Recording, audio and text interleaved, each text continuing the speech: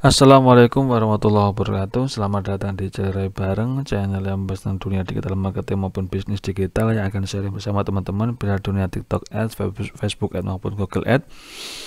Yang insya Allah ini akan bermanfaat bagi teman-teman untuk men-scale bisnis teman-teman di dunia digital marketing. Kali ini kita akan melanjutkan untuk analisis data di TikTok Ads, yang mana menganalisis campaign yang sudah jalan atau campaign yang sudah winning. Jadi kalau kemarin kita sudah belajar tentang region dan sub regionnya, sekarang kita belajar tentang interestnya, gitu ya. Jadi ketika kita analisisnya, kita ada konversi, kemudian kita di sini mau pilih contoh interest.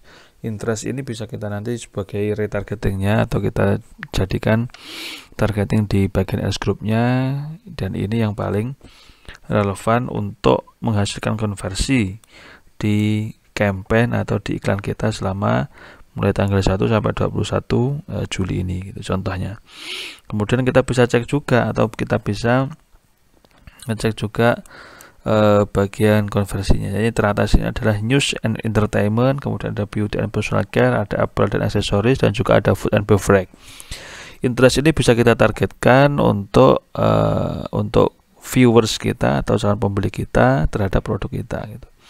Nah, selain interest itu juga ada behavior, jadi perilaku. Di perilaku ini kita bisa milih antara like, comment, share atau follow. Contoh kita pilih yang komen. Jadi di sini nanti akan terlihat orang-orang yang senang komen dengan kita atau terhadap video kita itu dengan behavior apa. Ternyata behaviornya lifestyle, terus komen, news, action, dan science-nya 15D. Jadi bukan yang 7D gitu ya.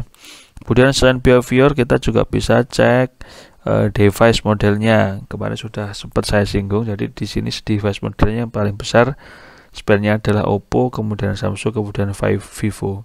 Tiga device inilah yang memberikan sumbangsi paling banyak untuk konversi di produk kami gitu. Apakah nanti di produk teman-teman sama? Belum tentu. Jadi nanti tergantung produk teman-teman atau konversi dari produk teman-teman. Yang penting kita bisa menganalisa ternyata device-nya adalah Oppo, Samsung, dan juga Vivo gitu. Kemudian setelah itu operasi sistemnya juga bisa kita cek. Jadi Android-nya sudah spend 2 juta, iOS-nya masih 200.000, sementara iPad cuma 300 perak. Ini berarti menandakan bahwa yang paling banyak melakukan konversi atau pembelian terhadap produk kita itu adalah Android. Kemudian selain operasi sistem, kita bisa cek juga nanti ketika teman-teman pengen melihat CPE-nya, contoh CPE-nya oke, CPE yang paling rendah itu di umur berapa? Contoh di umur 35 sampai 44 ini CPE-nya sekitar 68.000 sampai 100 ribuan. Wah, mahal ini. Di sini juga. Kalau di sini di umur 25-34 itu CPE-nya cuma 35.000 sampai 65.000 gitu. Nah, ini yang bisa kita cek. Dan di sini ada tanda biru itu tandanya male atau laki-laki, merah itu tandanya female atau perempuan. Jadi perempuan di umur 25-34 itu CPE-nya cuma 35.000.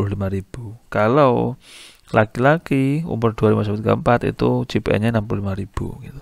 Nah, ketika kita produknya margin profitnya agak lega, itu pasti close, pasti masih profit gitu loh. Di kami itu margin profitnya sekitar 90.000. Jadi kalau 90.000, nah kalau bisa CPA-nya itu harus lebih rendah dari 90.000 gitu lah. Harus bisa lebih rendah dari 90.000, maksimal 70% dari margin profit.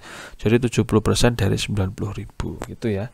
Nah, ini makanya ini yang bisa kita targetkan di sini. Yang masih masuk itu ya ini umur 25 sampai 34 yang female atau perempuan gitu. Ya, ini bisa kita maksimalkan untuk menganalisa dan membuat targeting di campaign-campaign selanjutnya gitu ya teman-teman. Ini semoga bermanfaat, dan kalau ada pertanyaan perihal analisis data TikTok teman-teman bisa komen di kolom komentar. Dan kalau teman-teman pengen belajar lebih detail perihal TikTok Ads, teman-teman bisa cek link di deskripsi. Kami sudah ada private mentoring bersama tim Raih Bareng. Teman-teman dibimbing mulai dari fundamental TikTok Ads-nya, kemudian riset datanya, kemudian cara integrasinya, analisis datanya, fase testing, analisis metrik, dan juga nanti fase scale up. Jadi dibimbing sampai bisa secara runtut, dan bimbingannya adalah private, jadi one by one. Jadi antara teman dan juga tim kami, tim Rai Bareng. Jadi 4 mata, secara 4 mata bisa belajar teori, kemudian belajar praktek, dan juga belajar tanya jawab gitu. Oke. Terima kasih, semoga bermanfaat dan bisa membantu scale up bisnis teman-teman. Private mentoring sangat cocok untuk teman-teman yang sudah punya bisnis sendiri atau bisnis owner, dan juga cocok untuk dropshipper dan juga reseller, karena kita nanti akan sambungkan dengan klien-klien kami yang sudah belajar lebih dulu dengan kami dan sudah memiliki produk sendiri dan produknya winning. Kami akan merekomendasikan untuk teman-teman buat latihan dalam beriklan di TikTok Ads gitu untuk profitable yang lebih banyak gitu.